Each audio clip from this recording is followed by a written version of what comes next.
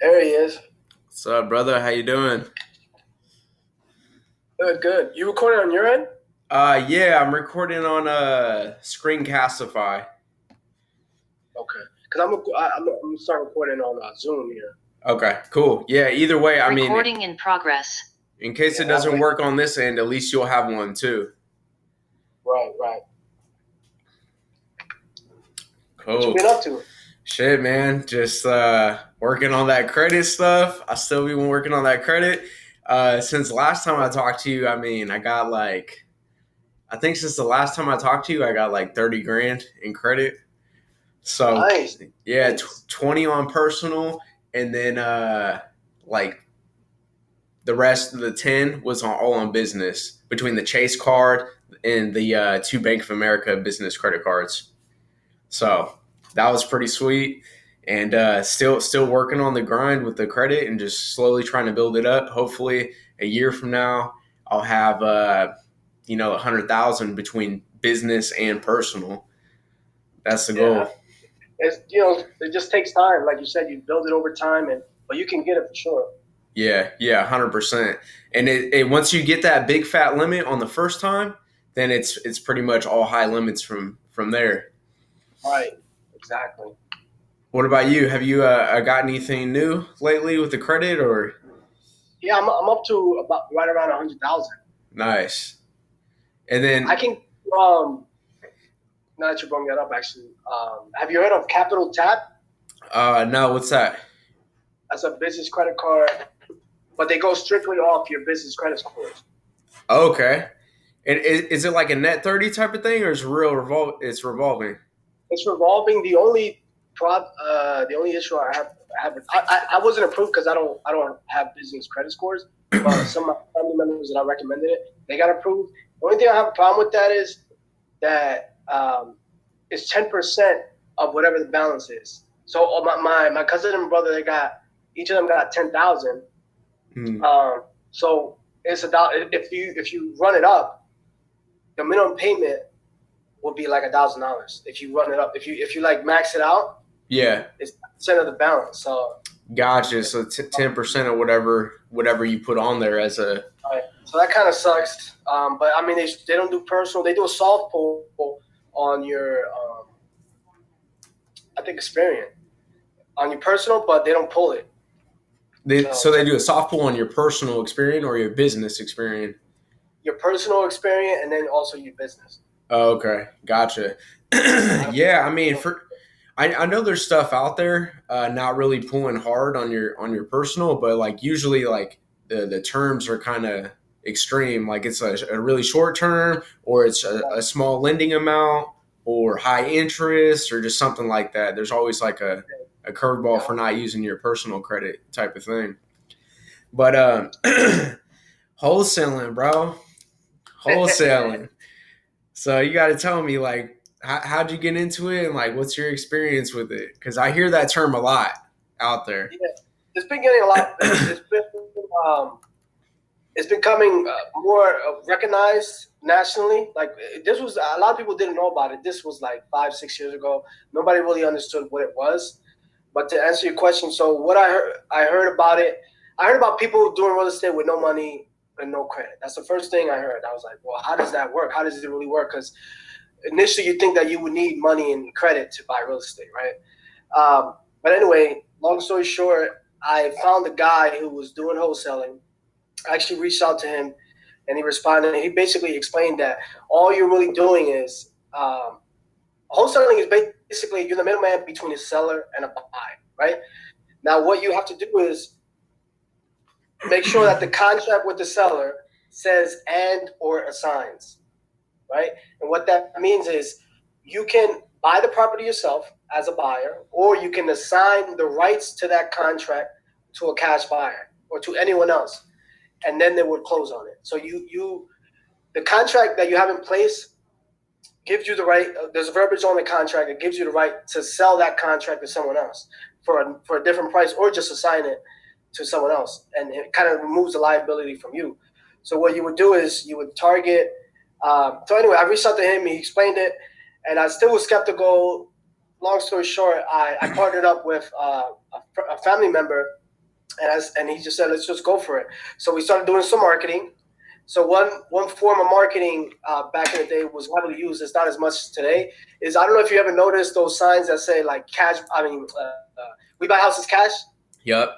That would be that's a wholesaler. So anyway, we put some signs up like that, and then we got a call, and a seller was looking to sell the property. They inherited the property. Property did a ton of work, and we went to the property. We negotiated a price, and then we knew that because of the price we got on that seller on that deal, we know we could sell it off and make a couple grand as far as profit. So you can make as much as you want on that wholesale deal. So it really comes down to your negotiating. If you can get a deal really good, you can make 10, 20, 30, 40, 50, 60, whatever it is. If you have enough, if you negotiate it to whatever price you get. But anyway, so we negotiated the deal, and I think that deal we made like 2,500. We were able to find a buyer, someone who was looking. It was his brother who bought the property. It was the partner's brother who bought the property. It was like 12 grand. We sold it for like 14.5. Now those numbers might sound super low, but it's just that area. It's kind of like what they call the hood. You know what I mean? So the same rules apply to any market. It could be California.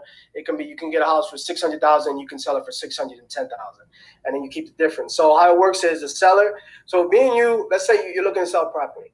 We agree on a price. Let's say for 500,000, right? Me and you agree. I'm gonna buy the house from you for 500,000. Then I find someone else who's willing to pay me more than 500,000, right? A cash buyer. It has to be cash. Someone who has cash.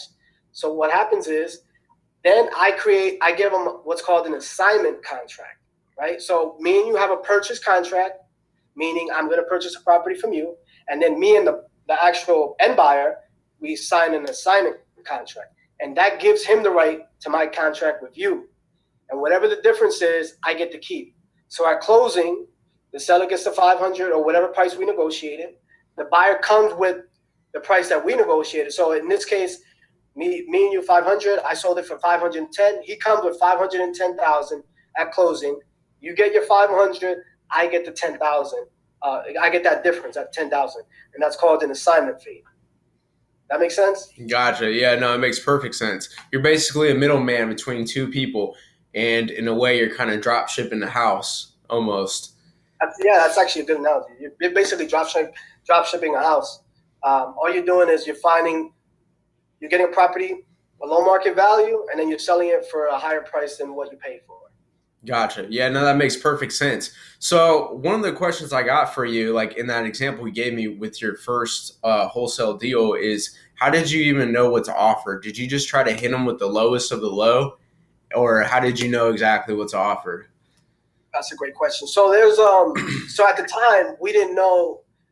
So there's like formulas that you can use, but at the time we didn't know like what the formula was. We just knew that at the price we got it, we knew we could at least make a couple grand on it. Because I mean it was 12,000. I mean the house needed repairs, but properties in that area were selling for like 30,000, 40,000 in that range. So we knew if we got it for 12,000, we could make a couple grand.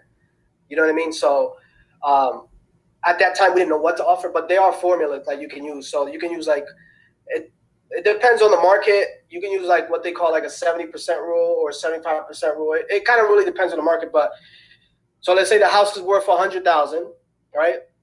And you take 70% of what it's worth, then you minus the repairs, and then you minus your assignment fee, and then that's what your offer would be. So in that example, again, that formula is going to vary in different markets. I'm trying to generalize and keep it simple. So the house is worth 100, 70% of 100. 70% of 100 is 70. So let's just say the house needs 20,000 in repairs. So that's 50,000. You want to make 10,000 on that deal. So that's 40. So you would offer the seller 40 in that example. So the seller gets 40. You tell the buyer you want 50. You get that 10. The buyer puts 20,000 in repairs, and he makes that spread, that 30% spread. Okay. That makes sense? I don't know if I confuse it. It's a little tricky, but basically there's formulas you can use. On a basic level, you can use formulas. So you would do 70% or 75%. Again, that's going to vary. Some markets are 85%. And then that 85%, then minus repairs, right? Then minus your assignment fee, and that would be your offer to the seller. That makes sense? Gotcha. So it makes sense. It sounds like that the investor that buys the property from you guys wants like a 30% margin, like minimal Typically, yeah. after Some things, yeah, repairs. exactly. 30% margin, some like 20%. I mean, right now it's hard to get 30% margin Yeah. because it's just, yeah. There's So low I just inventory. give you a general rule, but like I said, some markets it's 85%. So their margin is only 15%. It's just, you know what I mean? So it kind of Yeah. depends. But there's not a lot of inventory. So right now they have to pay a little bit more than they used to because there's not a lot of inventory. Gotcha. But that's typically what it would be. Another way you can calculate what to offer is just basically you would find out what the cash buyers are buying in that particular area, and you can do that by reaching out to a realtor and see what cash purchases have been in that area and what they're buying it as is. What cash buyers are buying properties in a certain area as is. Okay, and when you say like what type of properties, are you saying like physical structure, like 3 bedroom, 2 bath, or apartment units? Is that what you're referring to? Yeah, so like Like, in a certain area, an investor is willing to pay 40,000 for a 3 bedroom, 1 bath, as is, right? Meaning, when I say as is, that means no repairs have been done. Like it could be all totally messed up. So you need you want to look at what the cash purchases are in a certain zip code or a certain city, county, and then you can go based off that. So you can see, oh, these people are buying three ones for 40, 50,000 cash. That means if I get it for 30, that means I can make a $10,000 spread. That makes sense? yeah, I don't want to confuse it. It can get yeah, confusing, but to simply you can use a formula, or you can just go based off what people are actually buying cash as is in a certain area. gotcha. And then the dude that you linked up with, did he already have experience in this field, or who was he fresh in this field? So we were all fresh. We were both fresh. We didn't know anything about it. We just went on YouTube, bought some ebooks, and we just did it. We kind of just winged it, you know. Yeah, nice.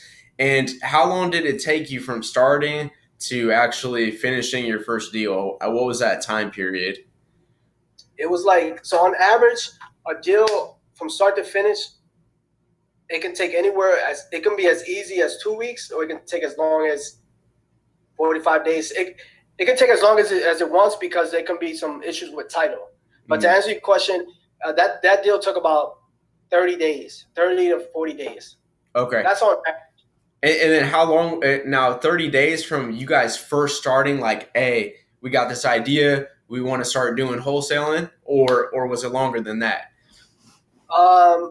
30 days just for the deal, or 30 days from the time you start? I would say 45 days from the day we decided to the day we closed.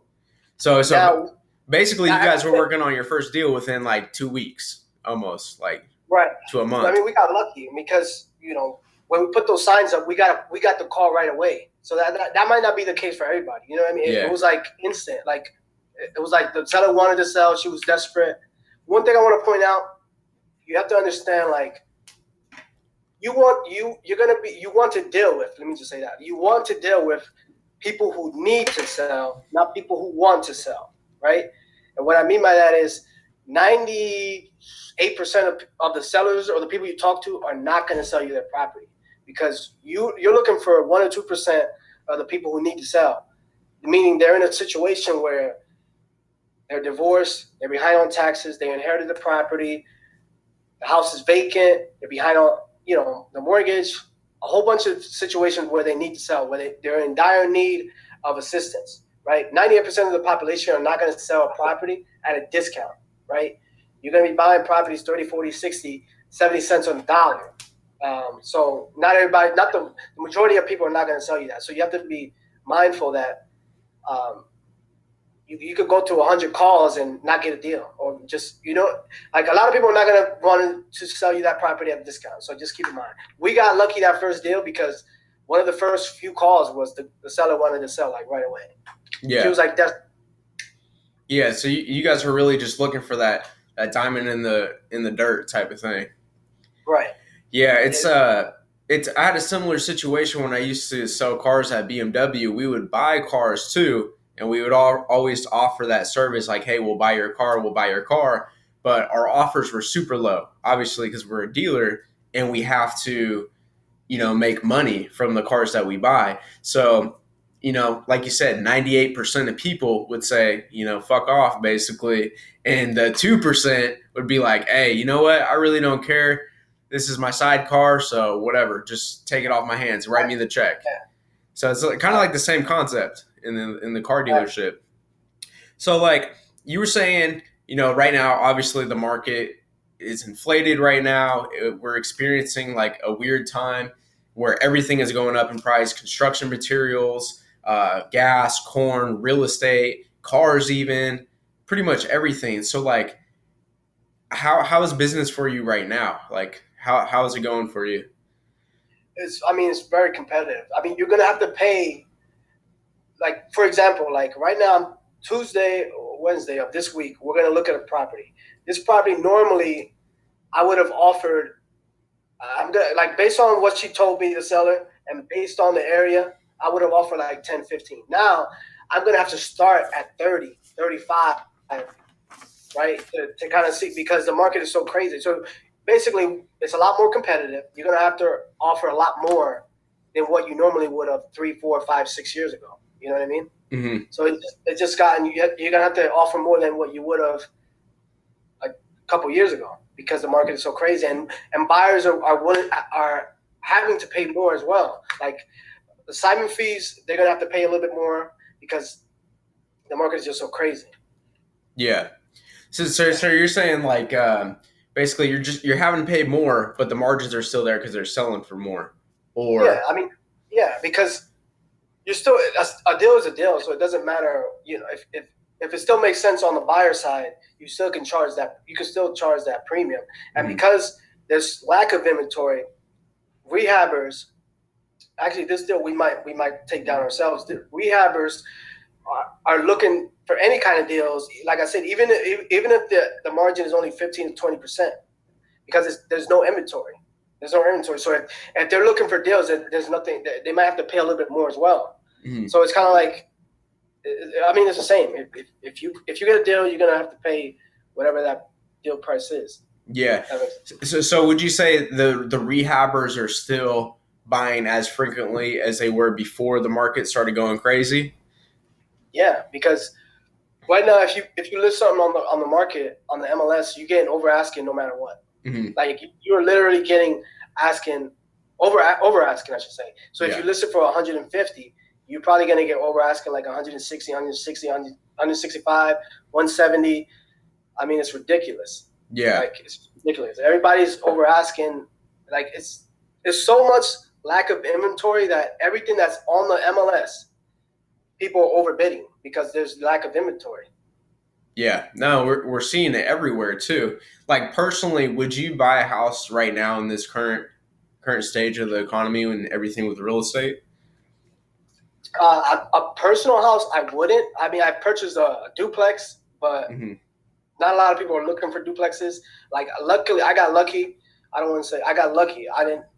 My offer was accepted. It wasn't over asking or anything like that. But a single family, like for your own home residence, I Hmm. would. It'll be hard because you're gonna get outbidded. Yeah. You're gonna come with you're gonna as a buyer like traditional finance. You're gonna have to come in with a very aggressive offer, over asking with some waiving some contingencies. It's just it's insane. So when did you buy your duplex? Back in March Okay, so back in March of 2021 though. 21, yeah. Oh, okay, gotcha. So that was pretty recently. So that's an investment property for you, right? Right, right. So how do you feel about like you still feel confident enough to buy like right now an investment property, even though the prices are Yeah, up? I mean this deal. I didn't. I look for I look for cash flow. This was strictly just cash flow, so I Uh, didn't really care about. I mean, I got a good deal. I believe. I mean, as far as price and what I was going to cash flow, I thought it was a good deal. I jumped on it right away. So I would still buy if it makes sense. I mean, you got to make yeah, the numbers. The numbers got to make sense. Like I said, I got lucky. I don't want to say that I'm not some expert or anything. I got lucky. It was a good deal in a good area, and they got accepted. I didn't have to. outbid or go against anybody. So in that case, you got to take those. In a situation where you're going to get outbidded or you're going back and forth, then you might need to step back. But if you find a deal and it's a good deal, then you got to jump on it. So Whatever. where'd you find that deal? From one of your marketing things or MLS? It was the MLS. Okay. This was from MLS, yeah. So it was actually listed. Yeah. But this was like duplexes, triplex, like quads. They're not. There's not a bigger buyer pool than a single family. You know what I mean? Mm-hmm. More people, more like home buyers are looking for single family. They're looking for personal residences compared to investment properties. Right. Like a duplex. Now, if you're looking to flip, you wouldn't find a flip on the MLS. Mm-hmm. This was different. This was more like I want a cash flow property. I wasn't looking to fix and flip. Yeah, long term. Buyer pool wasn't as big as if it was a personal residence. Right.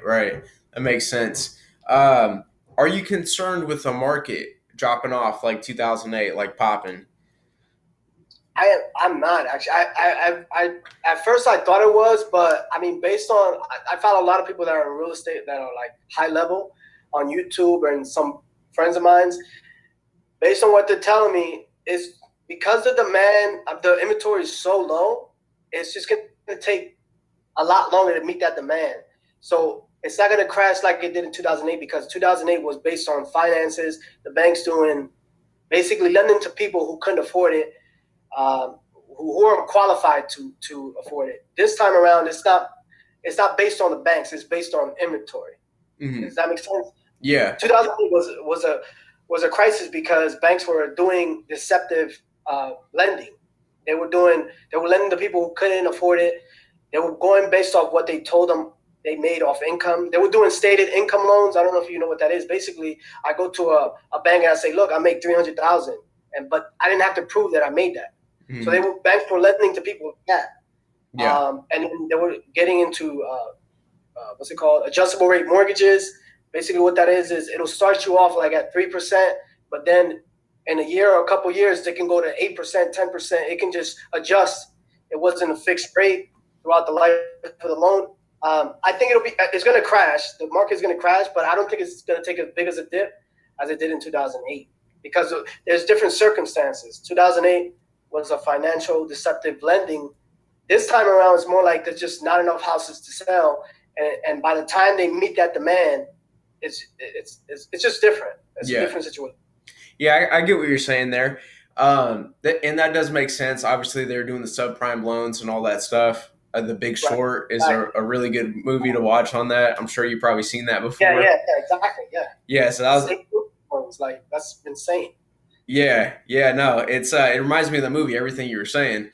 But what about the cash? Like all the cash they're printing right now, all the stimulus.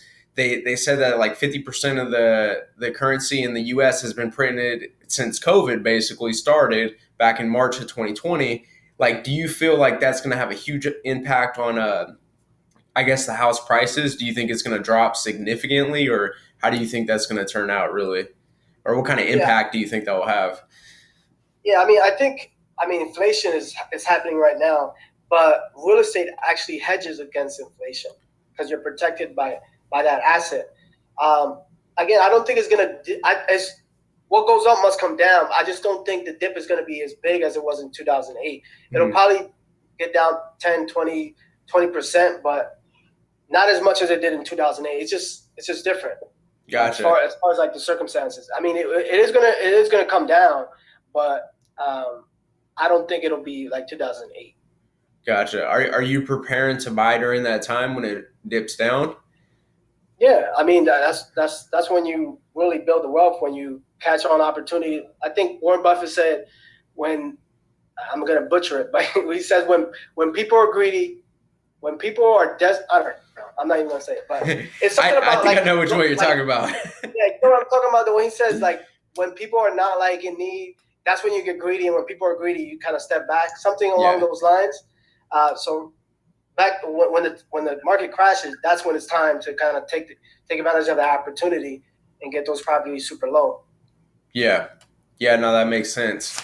So like I wanted to bring up this topic because I've heard wholesale a lot. I've always been interested in real estate and getting in real estate in some form in the future. For me, I always felt like I needed credit and I needed cash type of thing. I heard of wholesaling and it sounded like, something almost too good to be true.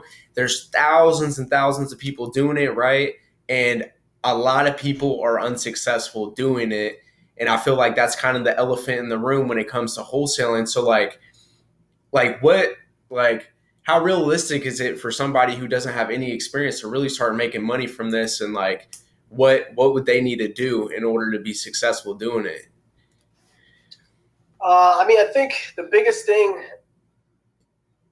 if I'm being honest, you have to understand, like, you have to be consistent, because the only way you're gonna get wholesaling is based, or real estate is like a commission job, right? You only get paid when you close a deal, right? Mm-hmm. So you have to always be marketing for deals, right?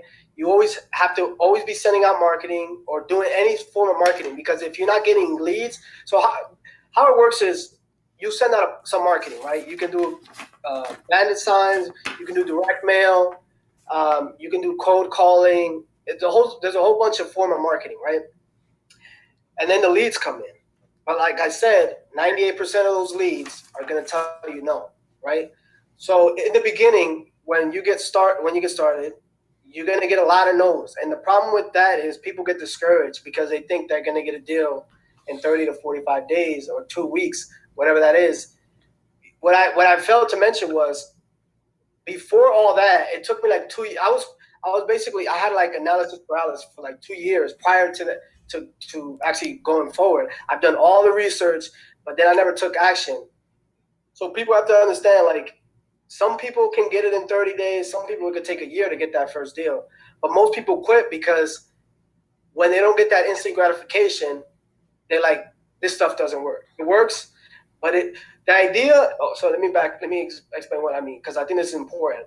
Wholesaling is simple. You find a off market deal below market value, and then you sell it for a little bit higher than what you got it. The problem is it's hard because 98% of the people are not going to sell your property off market. So you have to go into expecting that it's going to take time, and you always have to be marketing. It is very hard and it's very saturated. I guess I would say that if you go into it, just know that it's gonna. I would put you in your head. You ain't gonna see any results for at least 6 months. That way, if you don't get a result in 2 months, you're like, you're gonna quit. Give it at least 6 months of consistently marketing, consistently doing activities to close some deals, and then make a determination from there. But I don't know if that answers your question, but it is hard. I'm not gonna front. Like, and another thing that a lot of people don't talk about on YouTube, you could have, like, let's say 5 deals under contract and none of them close. It could be title issues.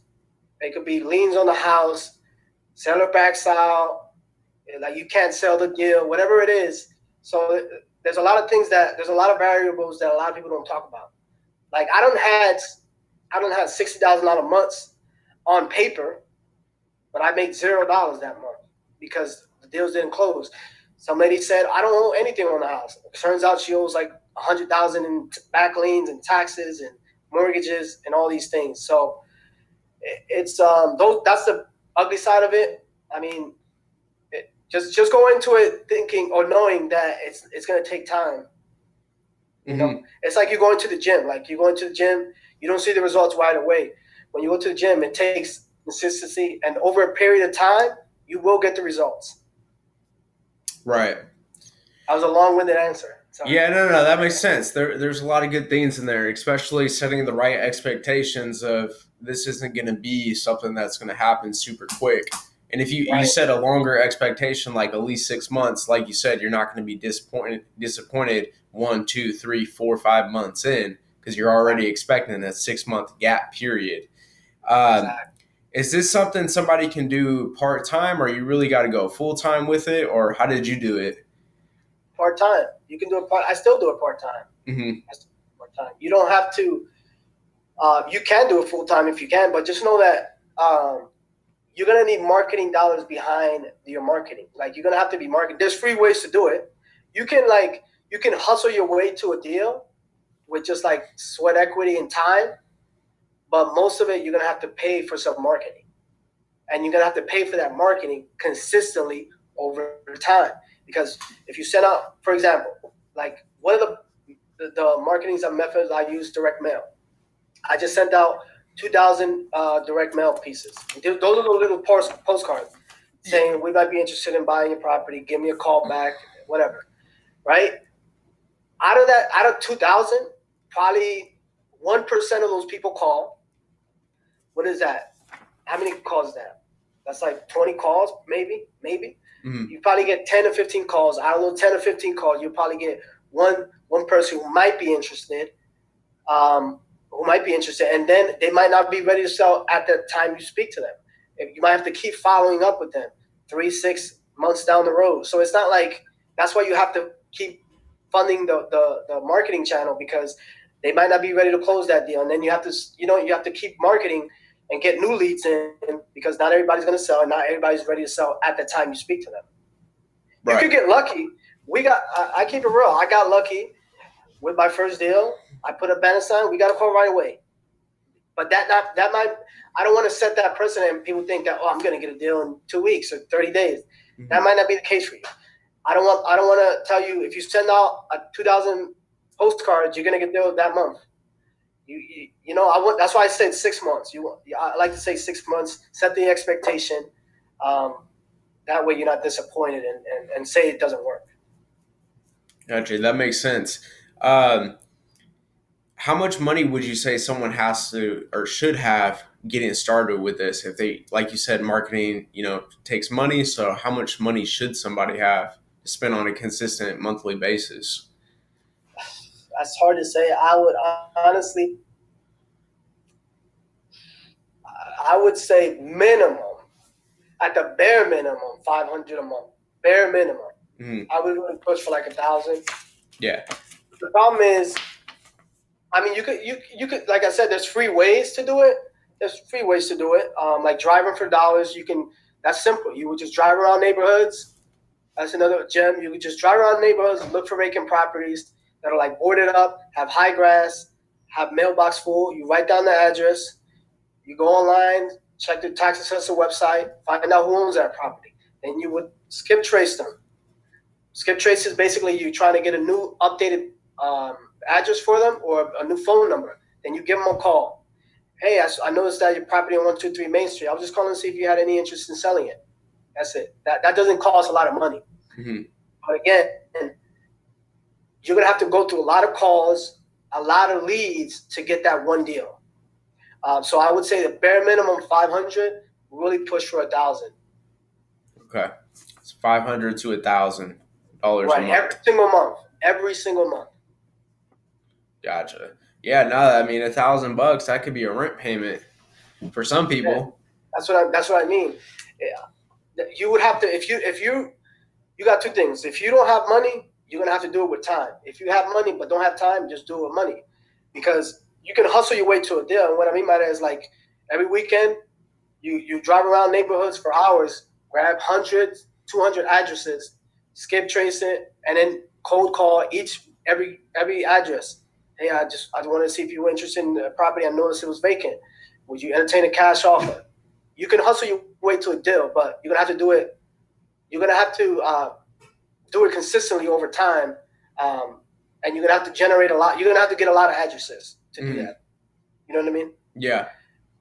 How has I've heard that term before, driving for dollars. Have you got a deal from that method before yourself, or mostly mailers and stuff for you? Yeah, I get a lot of deals driving for dollars. I like direct mail. It's either direct mail or driving for dollars. I've tried to do cold calling. I don't like it. No, are you? No, because me personally, I'm an introvert. That's number one. So I'm kind of like shy, and me cold calling, a cold call would be just me randomly calling you. Hey, Julian, my name is So. I was calling about that property on 123 Main Street. Just calling to see if you want in. That's a random cold call. You're gonna get 90% of those people you speak to are gonna hang up on you. Who the fuck are you? How you get my number? Mm-hmm. I'm not interested. But you get that 1%. Like I said, you don't have to go through a lot of cold calls to get that deal. The reason I like direct mail is because they're calling you, right? They saw a postcard. Oh, this guy might be interested in purchasing my property all cash. Let me see what this is about, right? Mm-hmm. And a vacant property, they're more likely to sell because it's vacant. They're not living in it, and it needs a lot of repairs. So they're more likely to sell. Doesn't mean cold calling doesn't work. Just means it didn't work. I didn't pursue it long enough, and I didn't like that form of marketing. Yeah, it's not your style type of thing. Yeah, it's not my style. A lot of people have success with it. I personally haven't had success with it. But to answer your question, yes, I closed a lot of deals doing drive for dollars. So it definitely works. Mm-hmm. Gotcha. When you say skip tracing, what does that mean? So skip tracing is basically you're paying a company to get updated information on that person. So for you, I can actually skip. If you own the property and and it was vacant, right? And I go to the tax assessor website. This is all public information. I don't know if your viewers know that or if you knew that. I can go to see who owns a property on the tax assessor website, right? Mm-hmm. So Julian lives at 123 Main Street, and then I wanted to get a phone number for Julian and an updated address for Julian. I would pay a company to skip trace you to get the most recent information that they have on you. Mm-hmm. And then they gave me a phone number and maybe a new address. So that phone number I would call to see if it's you, and then I would ask you if you would be interested in selling the property. Okay. That makes sense? Yeah, absolutely. What would you say? I know you said you like to do the mail and stuff like that. What would you say are your best marketing techniques? Yeah, it would be definitely direct mail, but direct mail is expensive. Mm-hmm. Driving for dollars would be probably the best. For me, I would say driving for dollars, and Okay. then it's direct. Okay. Because driving for dollars, you don't spend. You're just driving around. You get a yellow notepad, and you're driving for addresses. Now you're gonna have to do a lot more legwork because you're gonna be driving for hours. Not every block has a vacant property, and even if you have like a list of 50 addresses, you might not get the phone numbers. You might not be able to get a hold of the owners. And again, even with that situation, people still might not be interested in selling. So you have to do it consistently, and you have to get a ton of addresses to get that one deal. You could get lucky, but on average, it's going to take you hundreds of addresses to get that one deal. Okay. And when on that form of marketing. Got it. And when it comes to direct mail or driving for dollars, either or, how do you pick and choose what areas to go and focus on? Yeah, so on my YouTube, I have several videos that explains that. But in a nutshell, you can go to, there's like data sites, something like listsource.com or PropStream. And they can tell you, you can do certain filters and see what zip codes are like active, like cash buyers are actively buying in that zip code. So what you can do is you can pull a list of where all the cash buyers are buying and what zip codes, and then you can target this zip code, that zip code, and then you can just drive around in that area. Mm-hmm. And then you can do the direct mail with that as well. So direct mail, I'm only targeting one zip code. But if I wanted to, I can see other zip codes that are like hot zip codes, and I can send direct mail there. Or I can drive for dollars there. So, okay, and you pick places and areas that are actively selling. Now, do you pick those because there's comps to pull and it makes it easier for you to get a price? Is that the reason why? Or so you're gonna pick zip codes that cash buyers are buying in an area. So there's you can do like a filter of where cash buyers are buying, because they're gonna be buying from you cash. Just keep that in mind, right? Mm-hmm. So as a wholesaler, cash buyers are buying the property cash. So you want to look where these cash buyers, where cash buyers are buying. What zip code are they buying?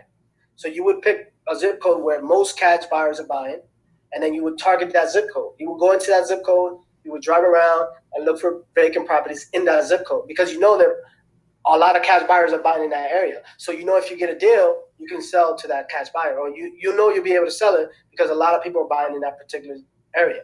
That makes Yeah, sense? yeah, and if they're buying in that area, it has to be for a reason. Development Exactly. is Yeah, getting they wouldn't better. buy. Yeah, exactly. They wouldn't buy it if they weren't making money. Got it. And that brings up a good point. So when you're wholesaling, you can only sell to wholesale to somebody that signed that contract over to somebody who's buying cash. They can't be financing. Correct. The bank won't lend. I mean, the bank won't. They don't allow assignment, so it has to be someone with cash, hard money, or private money, which is basically the same thing. Cash. Hmm. I don't know if you know. I can explain what those are if you're Yeah, not too yeah. Go familiar. ahead. Hard money is basically a company who lends to investors. They'll fund you the project, and then you'll have to put a percent down, a certain percentage down, but they'll let you borrow the money on interest and points. So, but it's the same thing as cash, and the same thing with private money. Private money is like, I'm a doctor. I'll lend out money to someone and charge them interest, and that person is going to buy cash, and then whatever they do, whenever they sell that flip, they'll pay me back with interest. So it's the same thing. Hmm. It's basically cash. To answer your question, you have to buy cash. Hmm. You And can't. then the hard So money, is that like a company or that's an individual? You're getting it can be hard. both. It can Okay. be a company. It can be an individual. I can be a hard money lender or a private money lender. All that means is I'm lending someone money based on terms, interest rates, and that's it. So Hmm. we agree. Okay, I'm going to lend you 80%, 80% of whatever deal you got, and you have to pay me a certain amount of interest. Like my interest is 10%, whatever it is. And you have to pay it back by 12 months or 6 months or whatever it is. Usually 12 months. So they lend you. They're lenders basically. They can be companies or individuals. They're people who lend out money to investors, like real estate investors, and they charge an interest rate. I mean, that's basically it. Hmm. Gotcha. Yeah, yeah. And I heard of that term before too. I didn't really remember what it was. Um, Yeah, how much cash can you make doing this? a lot. I mean, like I said in the beginning, it does.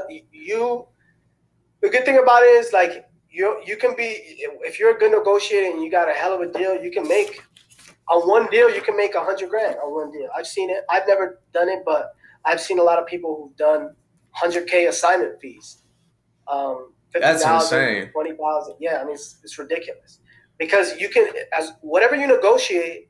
So if let's, for example, let's say the house is worth 500,000, right? And you got the deal. Hypothetically speaking, you got the deal for 150. You can negotiate with the seller. You were a good negotiator. You got it for 150. You can sell it for 250 and make $100,000 in that spread. You can make that spread $100,000. So it doesn't matter. But I would say on average, you can make like 5 to 10 per deal. Per deal. On average. Yeah. Your market, California, I know people on average is like 40 to 50,000. In California? California, yeah, Shit. because there's a lot bigger spreads. It's a lot bigger spreads. It's not like the end buyers spread is a lot bigger because the houses are like $1 million homes or like 600, 800,000. So their assignment fees are a little bit bigger. Right, because if it's based on a certain percentage gap, then Correct. obviously the more the house is worth, the more that percentage is worth dollars wise too. Exactly. So it doesn't.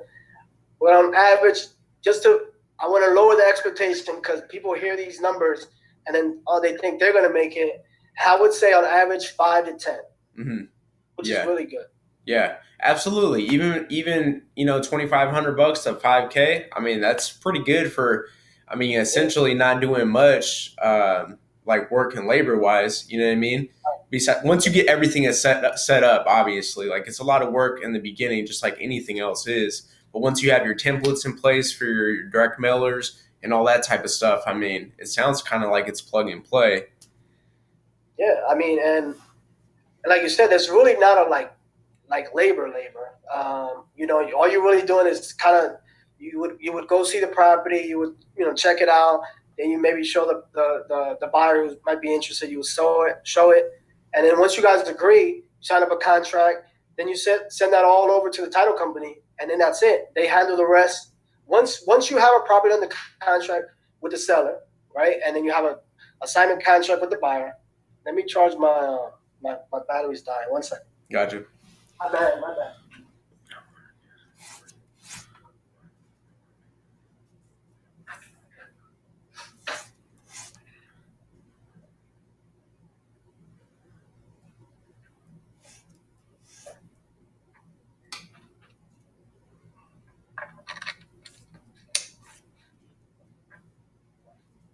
Sorry about that. No worries. Yeah, once you have a contract with the seller and you have a contract with the buyer, you hand that all over to the title company. And what a title company is, basically they're the ones who are gonna process all the paperwork, make sure there's no liens or judgments on the house before they transfer the deed to the buyer. So they handle all that, and then all you have to do is collect the check. They'll let you know when the buyer comes in and deposit his funds, and then you get the difference. You get the assignment check. That would be it. And there's never any chance of the buyer and the seller crossing paths and then them seeing like, oh, you sold this shit for way more than you got it from me for. I'm backing out the deal. I want my house back, type of thing. Yeah, I mean that could happen. So how it works is, the way I like to position it is that, so whenever I negotiate with a seller, I always say I have partners. Mm-hmm. That's one thing I always say. That's because you're gonna have to sell the property to the seller. I mean, to the cash buyers, right? So I'm gonna be coming to your property with some other people, right? Mm-hmm. They're gonna be the cash buyers. So I would always say, oh, my partners need to see the house. When can I come by and take a look at? When can we come by and take a look at it? So I always tell them I have partners. So at closing, the title company and the cash buyer they're gonna see each other. The seller and the buyer are gonna see each other. I mean, you can do separate times where the seller signs and then the buyer signs, so they don't see each other. But there could be situations where they could. But the truth is, all the seller really cares about is how much they're gonna take home. Like when they do all the paperwork, this is what you're gonna get. This is your check. You're gonna get $50,000 or $100,000, and that's all the seller cares. I've never had an issue with that at all. So. Okay. Yeah, that's good. It was just one thing that came to mind. I was going to ask you another question about that. I don't really remember exactly what it was. Oh, when you're bringing people to the house, so you always bring. So do you negotiate a deal before you bring people to the house or after? What do you mean? With the seller? Yeah, with the seller. Oh yeah. I wouldn't. Yeah, you always want to lock up the deal before you present it to any buyer. Mm-hmm. So we always if you're selling the house, we have to agree on a price, and then we have to get something in writing. We have to get a contract signed. Mm-hmm. Then once it's signed, then I can tell all my buyers, hey guys, I got a property on 123 Main Street. This is what I want. Let me know if you want to take a look at it.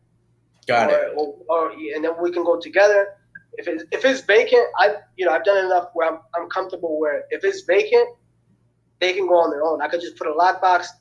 I'll give them a lockbox code, and then the buyers check it on their own. Yeah, that'd be ideal. Yeah, if it's with a tenant, I would have to go and I'd tell the seller that, hey, this is my partner. We need to take a look at it. Make sure I didn't miss anything. Make sure all the repairs are what I projected. And it's funny because it can. So let's say I take one buyer, right, and that buyer is not interested. Then I'll have to take another buyer, and it's funny because sometimes you have to walk through a couple buyers in that house, and then the seller's like, who are these people? But I always tell them I have buyers. I have partners. That way I always give myself the ability to bring other people to take a look at the property. Yeah. So has anybody ever been like, why don't you just bring all your partners at once? Why are you bringing multiple partners at different times? Yeah, I've had that a few times, but over the years, I just did exactly that. I just said, I'm gonna bring my partners, and then I'll bring like 3 or 4 buyers at that showing. That way I don't have to keep getting people in one at a time. So I would bring them all together at once. Got it. And I mean, that seems like that's a good strategy too, because then you got multiple people kind of competing. Like, hey, I want this deal. No, I want this deal. Maybe it can help you get a little more cash. I don't know. Yeah. For sure. And then the other thing I was going to ask you is, so how do you find these cash buyers to buy your deals? Okay. Yeah. So right now, buyers are a dime a dozen. Like meaning like there's so many buyers. I always tell people if you can't find a buyer, you don't have a deal. I'm gonna say that again. If you can't find a buyer right now, that means you don't have a deal. You didn't negotiate it right. You overpriced it. But to answer your question, there's a ton of ways. I'm gonna give you one way. I'm gonna give you a lot of ways. Number one, you can go to foreclosure auction or tax sale, mainly foreclosure auction, because these people have to buy in cash. When they go to a foreclosure auction, they have to buy in cash. That's number one. Number two, you can actually go on like Facebook groups. Like you could type in what county are you in, or Sacramento. You can put Sacramento Real Estate Investing Group. There's cash buyers in those groups, believe it or not. You can do that. There's software out there that you can pull a list of cash buyers, like PropStream. You can pull cash buyers that way. You can do bandit signs. You can do bandit signs where you would put like cash buyers only, 3 1-bedroom bath, 150,000, and then you put your number. That's like a ghost ad. Even if you don't have a deal, if you want to build a buyers list, you can do that. You can put the signs that said "We buy houses cash." Mm-hmm. To attract, that's for sellers. To attract buyers, you can put must sell, 3 1-bedroom bath house, cash buyers only, and then your phone number. You're gonna get a ton of calls by that. I mean, there's a ton of ways you can find cash buyers. Like that's really, I'm not concerned about that at all. And don't let that prevent you from taking action. Like if you got a deal and the numbers make sense, you tell people about it. Like you'll be surprised how many people actually have cash to buy. Another thing you can do is go to your local RIA meeting. Every county and state has that. You can go to they have these meetings locally where local investors meet up at a certain date and time. There's cash buyers there. I mean, there's a ton of ways. You can do software. There's software that gives you a list of all the cash buyers. You could do that. Mm-hmm. So I noticed, like for sellers specifically, you said you do direct mail, you driving for dollars. So the signs don't work too well for you. It's kind of old school method. Yeah, they work well, just not as good as they used to before us. I just they're not as effective as they were before for the sellers. Mm-hmm. They still work, but you're gonna have to put a lot of them, and you have to do it over time. Like because those are technically like the cities. Most cities don't allow them. Those are the signs. They go against city ordinances. So a lot of people get those removed. Like the city will remove those signs. Mm-hmm. So you're gonna have to keep putting them every weekend. So I haven't put a sign in a long time because I just figured direct mail and driving for dollars is just better for me because I don't want to have to worry about my signs being taken down or me having to take them out and then put it back on next week. So I just stopped doing it. Got it. And direct mail. Are you doing anything really different in your direct mail to capture people's attention? Not really. Everybody who's in this space, they use the same stuff. I mean, they mail to the same list. Everybody does pretty much everything the same. The difference is it can get expensive because, like I said, you can spend $2,000. Let's just for example. Like I remember I spent $5,000 in direct mail. I made $0. I made $0. Damn, that must have hurt. Because it does. You gotta understand. Like again, I don't want. I want to tell the ugly side because you hear a lot of the good stuff. Mm-hmm. So I spent $5,000. I didn't close any deals off that list. I sent people called. None of them were interested. And then I tried following up. None of them were interested. It flopped. And then I didn't do direct mail for a while. So that's why I said you have to do it consistently. The point I wanted to make was. If you do it, everybody does the same thing, direct mail, and they mail to the same list. But the people who do really well, they mail no matter what. So they mail if they close a deal or not. So if in that example, they keep mailing even if they don't get that deal. So someone who does consistently deals monthly, they'll keep mailing throughout the whole year. They won't stop if they don't get that deal. Mm-hmm. That's how you can get multiple deals because not everybody's going to want to sell. Not every deal is going to close that you put on the contract. So those are things you got to factor in. Yeah. Yeah, that makes a lot of sense. I actually heard this guy say today, I was watching a mindset type of video, and this guy was basically saying, like in business, when you get stumped and you kind of get punched in the mouth, like you lose that client, you don't land that big deal, You lose a $5,000 investment, like you were saying. A lot of people get like so stressed out and overwhelmed with that they focus on that, and then it stops them from keep on building up their pipeline when that's the main thing they should do, because the only reason why they're really stressing out over that one client or that one deal is just because they don't have enough flow coming in. If they had a thicker pipeline and tons of flow coming in, they'd just be like, screw it, it's one deal. I got abundance of other people still coming in. So perfect. Like I sent out the work mail in January. I didn't get any deals. So that was what? That was like $900. I sent out direct mail this month. Knock on wood, I should be able to get one deal. So and that's why I go back to like consistently over time, over a period of time, you will get it. And you got to build that, like you said, that pipeline, because even if you have deals that you have under contract, what most people don't tell you, like a certain percentage, I forget the exact amount. Like if you have 5 deals.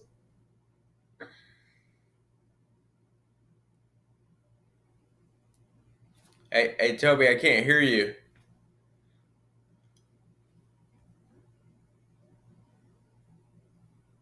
Oh, that might be my internet connection. Whoops. We lost. You good now? All right, now I can hear you now. It's weird. I'm not sure what happened. Yeah, no, I think it might have been my hookup because it said unstable on the screen for my internet connection. What was I was saying? Yeah, I forget the exact amount, but like for example, if you have 5 deals on the contract, you might only close two of them, or maybe 3 max, because there's gonna be title issues. There's gonna be things that are unforeseen. That's why you have to always be marketing. It goes back to what I said. You have to always be marketing, because even the deals that you have on the contract, they may still not close. Mm-hmm. So I want to show the ugly side of it, because I think I don't want to set a false expectation that you think that if you go into this, you're gonna close a deal in 30 days, you're gonna make 10,000 next 2 weeks, or if you got I like the 3 deals, they may not close, or if I send out direct mail, I'm gonna get deal. You might not get there. It might take you 6 months of direct mail every single month to get that one deal. Mm-hmm. Now, all that being said, that one deal could be 20 grand, right? It could be 15 grand. It could be 10 grand. It could be 5 grand, whatever it is. The good thing about wholesaling, you do get large checks. Like you get these checks that are kind of large, so they can make up for lost time and lost money. Right.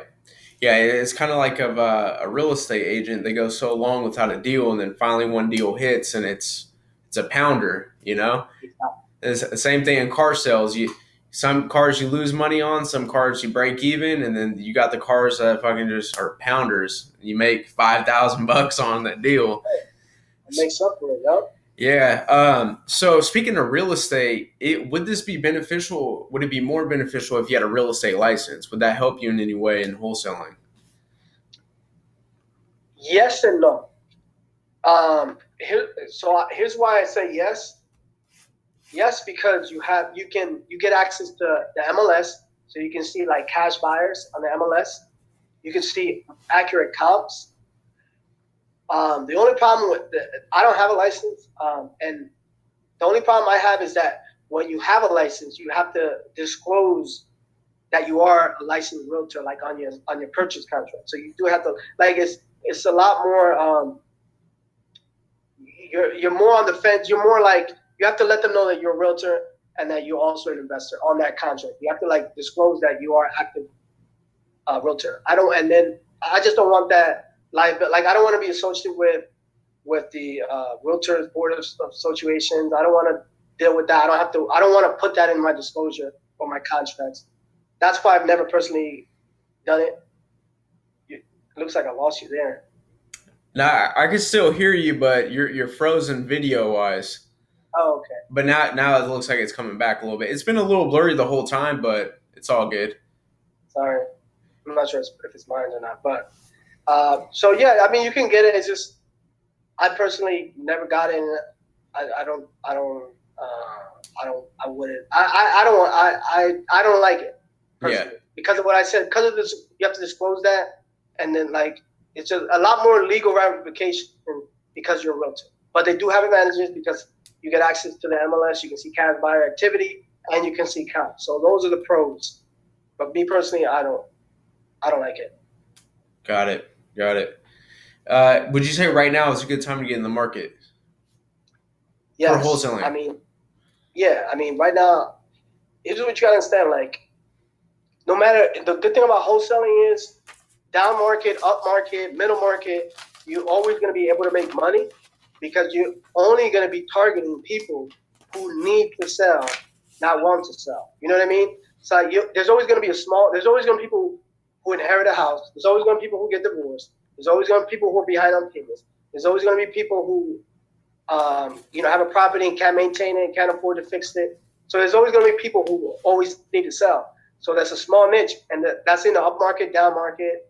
It doesn't matter. So you always be able to make money in any market. Does that make sense? Yeah. And another thing is like you see how it's so popular now. The problem is even with that being said, like if 100 people take a course on real estate wholesaling, right? 97% of those people, or 97 of those people, would not take action. So even with all that competition, oversaturation, people can't do it over time consistently because, like I said, they might not get a deal in 3 months. Then they'll be like, "Oh, this stuff doesn't work," and then they quit. So don't worry about any competition or oversaturation. I mean, it is going to be harder. You're gonna have to spend a lot more than you would have 3-4 years ago to get that one deal. You might have to go through a lot more leads to get that one deal, but it still kind of evens out. You know what I mean? Because people quit, they don't do it long enough. So yeah. Okay. What are some of your best tips for somebody who's like interested in getting into this or kind of thinking about it? What do you say? Yeah, I say this all the time because it took me, like I said, I was in analysis paralysis for 2 years. When I first heard no money, no credit, I didn't believe it, right? It was all my mindset. I didn't believe, there's no way someone's going to sell you the house 30, 40, 50, 60 cents on the dollar. There's no way. And then I didn't need any credit. No, there's no way. That's impossible. Oh, there's no way I need to put down payment. No. So what I would say is you don't need to get it right. You just need to get it going, right? And what I mean by that is like if you watch some YouTube videos, get educated, right? Understand how it all works. I have a ton of videos on my YouTube. Watch how it works, like A to Z. Okay, this is what happens when you get.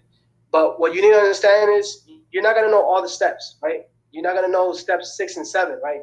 Don't let that prevent you from taking steps 1 and 2. Like the first step is to take action, and then you kind of figure it and learn as you go. And I wish I would have done that when I first started. I wish I would have just done it instead of just overthinking it. You're gonna learn as you go. You're gonna learn more by doing it than actually watching like a YouTube video. Mm-hmm. And so I would say you don't have to get it right. You just have to get it going. So take a course and then take action. Watch some videos and then take action. Don't like overthink it. You're not gonna have all the answers. I mean, you just gotta take action. I know it's simple, but I'm telling you, like, speaking from personal experience, just take action. Yeah, I like that what you said. You don't got to get it right. You just got to get it going. You're gonna learn a lot more that way. Someone told me that I went to a seminar and like I was telling him like I don't know what to do. That's one of the most common things. Where do I start? I don't know what to do. What happens at this? He just says you don't need to get it right. You just need to get it going. And then that's when I kind of like, okay, yeah, maybe he's right. Yeah. Yeah, that's good. Did you invest in any courses before you got your first deal, or you got your first deal like? Well, I'm assuming you probably did, right? Because you did the analysis thing. I got one ebook, but I watched a ton of YouTube. But I did get one ebook. I did get one ebook, but I did watch a lot of YouTube. So you didn't have to spend $5,000-$10,000 on a course to learn how to wholesale. No. Here's what I recommend. Yeah, definitely do not spend that much. That's only for like high level when you're really trying to like scale and stuff like that. Yeah. Honestly, I'm not, and I don't mean to like. Honestly, if you go on my channel, I literally I have like 170 videos. Everything you can think of as far as like questions, I've answered it. I even have contract. I give you free contract. I talk about all the marketing channels. I talk about what to do when a seller says this. What do you say to the seller? I have a cold calling script. I have a contract. I have a assignment contract. I have what do you do if the buyer backs out? What should you like? I have a whole bunch of stuff, and um, what was I gonna say? So don't buy an expensive course. Um, go on YouTube. It doesn't even have to. You can just search wholesaling on real estate on YouTube. Get consumed by that, and then take action. Don't that marketing that money you would spend on a course like a $2,000 course or $1,000 course. I'd rather you spend that on marketing to start getting some calls in, some leads in. You know what I Mm-hmm. mean? Yeah, especially if you're going to be spending this $500 to $1,000 a month. That's going to add up. Yeah, you want to get some in the beginning. What you want to do is kind of like get your feet wet. You want to start talking to people, talking to sellers, get to understand. Like at first, it's gonna be nerve wracking because the truth is, right, you're not really the cash buyer. Someone else is, right? But you have to come across as you are, and you have to sound confident in what you're doing because then the seller is, might not be want to do business with you. One thing I want to point out that I always say, you can't fuck up a good like when someone is motivated to sell, you can't mess that up. Like when someone's in desperate need to sell, you're gonna be able to close that deal.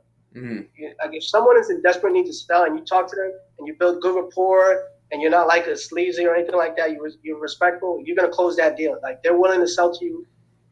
You can't mess that up. So don't get overwhelmed either. Like if you come across someone who's like, okay, yeah, I'm willing to sell you for 50,000 or whatever it is, don't let that overwhelm you.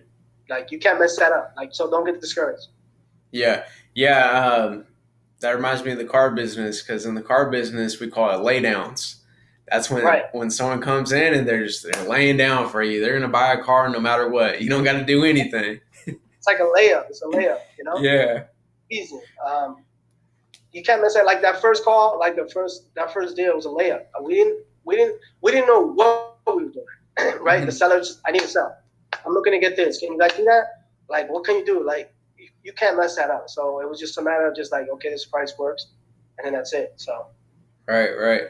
Cool. Anything else you want to talk about or say? That's it. I mean, people watch these interviews and the number one thing I want people to take away from, like, don't watch the interview and do nothing. Like, watch the interview and do something. Like, either, okay, let me look more into what Toby's saying. Let me look into it. He always says you don't need to get it right. You just need to get a call. Like, if you watch this interview and it kind of sparks your interest, make sure that you watch the stuff, but then take action. Don't don't watch it get expired and not do nothing. Mm-hmm. Yeah. That's my main thing. Like, if you're gonna watch it and it kind of moves you in a way that you might cause some interest, just make sure that you take action. That's all I ask. Just take action. Because I was in those shoes too. Like I said, it took me 2 years to even like take that first step because I was like overthinking it. And I wish someone would have told me what I've been telling people. It's like, just go for it. Trust me. Like I know it sounds like cliche and stuff, and you hear people say it, but it's so true. It's so true. 100% true. And in a lot of ways too, personal life and business. Exactly. Just get it going, man. You'll figure it out. You'll learn as you go, and it'll work out. Absolutely. So where can people find you? Social links. Yeah, they can go to Toby Rosario. They can just search on YouTube, or they can go to Toby Rosario on Instagram as well.